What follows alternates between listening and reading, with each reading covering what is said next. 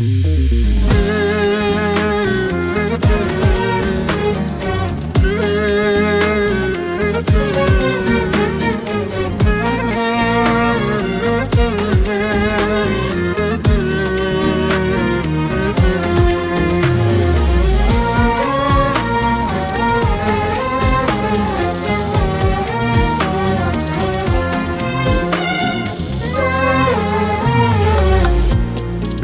günlük ömrüm kalsa senle geçsin istiyorum.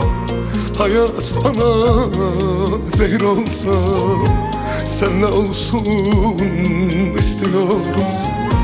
Yar hayat bana zehir olsa senle içmek istiyorum.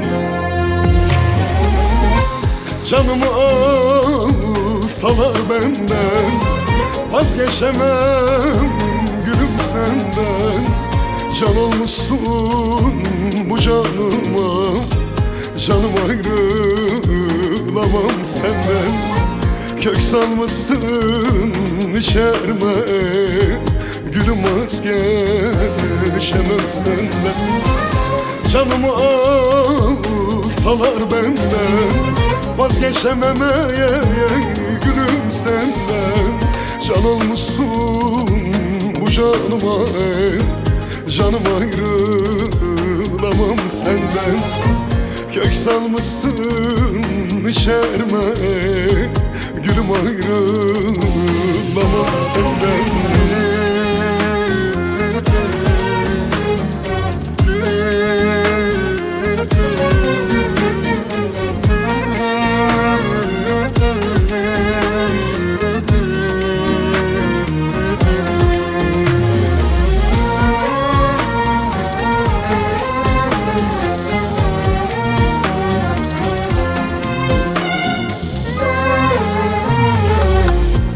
Artık benim namusumsun, geleceğim umudumsun. Senden asla vazgeçemem, ister sonu ölüm olsun. Bana senden asla vazgeçemem, ister sonu ölüm olsun. Canımı alsalar benden vazgeçemem gülüm senden.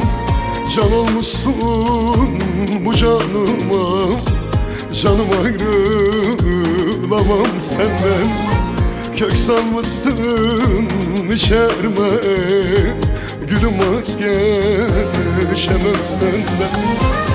Canımı alsalar benden vazgeçemem gülüm senden. Can olmuşsun bu canıma, canım ayrılamam senden. Kök salmışsın içerme gülüm, ayrılamam senden.